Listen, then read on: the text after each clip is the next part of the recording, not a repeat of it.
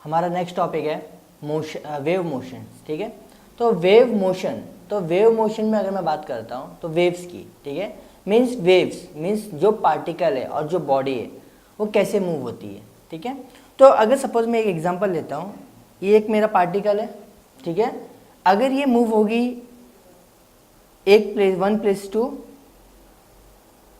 To another, ठीक है, एक प्लेस से दूसरे प्लेस में अगर वो जंप कर रही है और मूव हो रही है, तो अगर लीनियरली मूव होती है मीन्स वो कैसा बैकवर्ड और फॉरवर्ड एंड बैकवर्ड, ये डायरेक्शन मूव होती है, तो इसको हम लोग बोलते हैं लीनियर डिस्प्लेसमेंट, ठीक है, और लीनियर मोशन। लेकिन अगर कोई पार्टिकल ऑसिलेट होता है, ऑसिलेट मीन्स क्या होता है, अगर मेरा पार्टिकल मूव इस तरह से हो रहा है विथ रिस्पेक्ट टू टाइम, उसका जो वेरिएशन है एम्पलीट्यूड में वो कंटिन्यूसली चेंज होते जा रहा है, तो इसको मैं बोलता हूँ oscillations.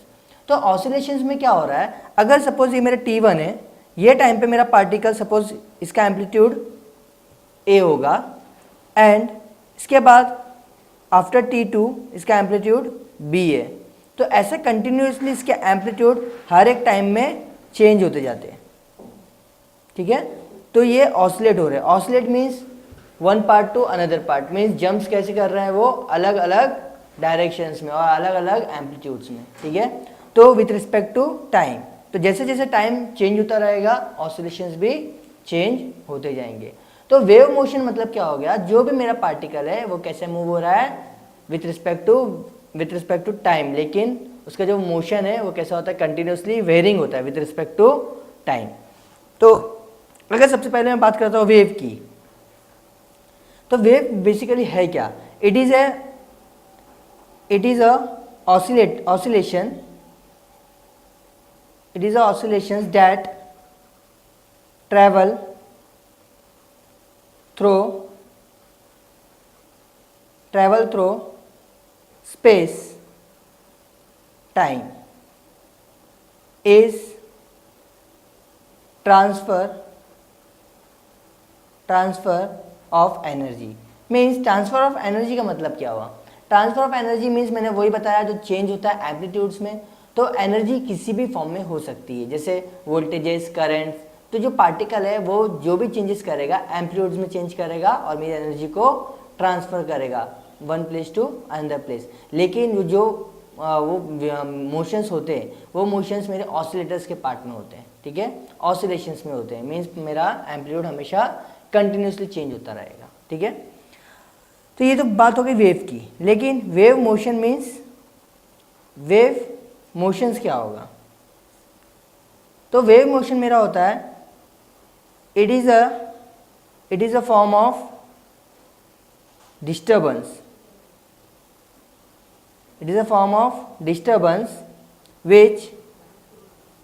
which travels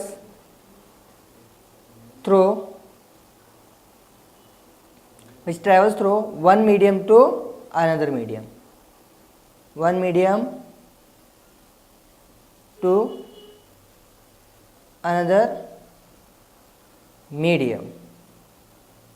to the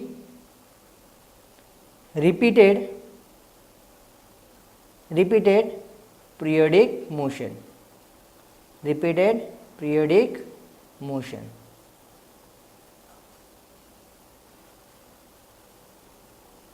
ठीक है। तो रिपीटेड पीरियडिक मोशन का मतलब क्या हुआ, पीरियडिक मोशंस मीन्स कैसा होता है, मेरा डिग्रीज में चेंजेस हो रहे हैं। ठीक है, मीन्स शुरुआत में वो जो मोशन हो रहा है वो 0 डिग्री से चालू होता है एंड वो कंटिन्यूसली एक मैक्सिमम पोजीशन पे जाता है और फिर 180 पे उसका वन साइकिल खत्म होता है। नेक्स्ट फिर वो नेगेटिव पे जंप करता है एंड 360 पे कंप्लीट करता है। तो टोटल मेरा वन साइकिल होता है 360 डिग्री का और ये मेरा कंप्लीट होता है वन ऑसिलेशन। मीन्स टोटल मेरा जो वन साइकिल जो खत्म हुआ है वो 2 पाई पे 360 डिग्री पे खत्म होगा। ठीक है, नेक्स्ट आता है wave velocity.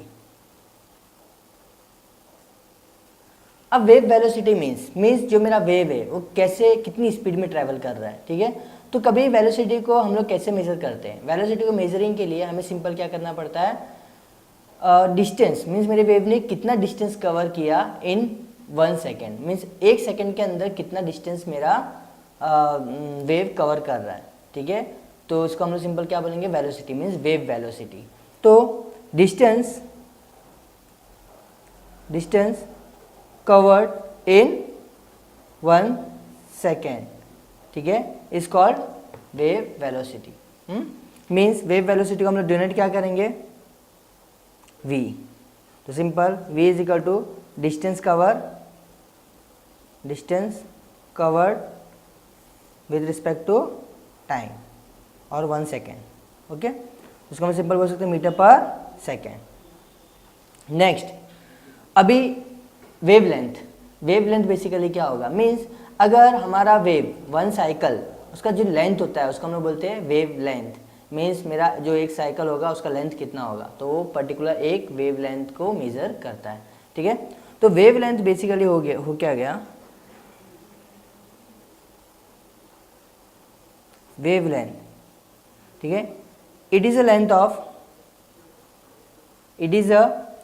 Of 1 periodic cycle, ठीक है। इसको हम डोनेट करते हैं लैम्बडा, इसको क्या डोनेट करते हैं, लैम्बडा, ठीक है। तो लैम्बडा बेसिकली क्या डिसाइड करेगा, लेंथ ऑफ 1 पीरियडिक साइकिल, ठीक है। नेक्स्ट आता है हमारा wave period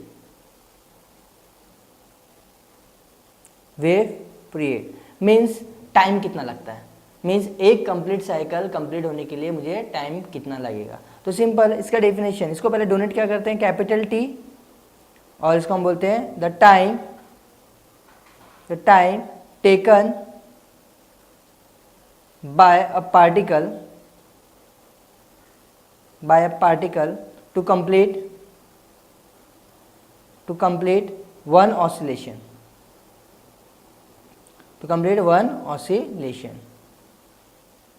in the wave। तो सिंपल एक साइकिल को खत्म होने के लिए टाइम कितना लगा, इसको हम क्या बोलेंगे, सिंपल टाइम पीरियड। मीन्स एक साइकिल खत्म होने के लिए जितना मेरे को टाइम लगता है वो टाइम को हम लोग बोलते हैं टाइम पीरियड, ठीक है, और वेव पीरियड। नेक्स्ट आता है हमारा फ्रीक्वेंसी, वेव फ्रीक्वेंसी। नेक्स्ट आता है वेव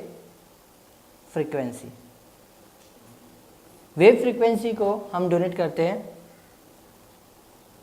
ईटा, ठीक है। तो ईटा का डेफिनेशन क्या आएगा, मीन्स वेव फ्रीक्वेंसी का डेफिनेशन क्या आएगा, सिंपल इसमें हमको क्या देखना पड़ता है, number of cycles complete in 1 second, means number of cycles मेरे 1 सेकेंड के अंदर कंप्लीट कितने होंगे, जितने मेरे कंप्लीट होंगे उतना मेरा फ्रीक्वेंसी। तो सिंपल वेव फ्रीक्वेंसी क्या आएगा, number of cycles complete in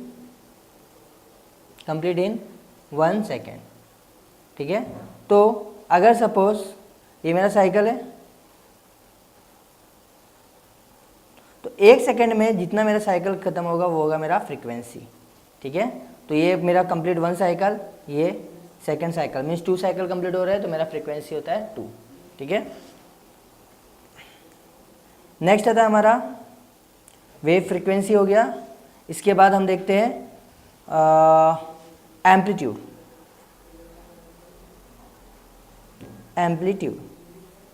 ठीक है। एम्पलीट्यूड क्या होता है, एम्पलीट्यूड बेसिकली होता क्या है, द मैक्सिमम पार्ट, ठीक है, और the maximum change in oscillation is called as amplitude. Means हम लोग ने अभी देखा एम्पलीट्यूड डोनेट क्या करेंगे, स्मॉल है, और simple the maximum distance of the particle from its position, ठीक है। तो ये हमारा वेव है, तो मैक्सिमम डिस्टेंस कहाँ कवर होता है, इधर, तो ये हो गया हमारा एम्पलीट्यूड, ठीक है। तो ये एम्पलीट्यूड पार्ट हो गया। तो एम्पलीट्यूड मीन्स मेरा पार्टिकल मैक्सिमम डिस्टेंस कहाँ कवर करता है, तो मैक्सिमम डिस्टेंस यहाँ पर कवर किया, ये सपोज कुछ टाइम रहेगा, तो ये टाइम पे उसने कवर किया, और ये टाइम को हम लोग सिंपल क्या बोलेंगे, ये टाइम के एम्पलीट्यूड को क्या ये टाइम के मैक्सिमम डिस्टेंस को हम लोग बोलेंगे एम्पलीट्यूड।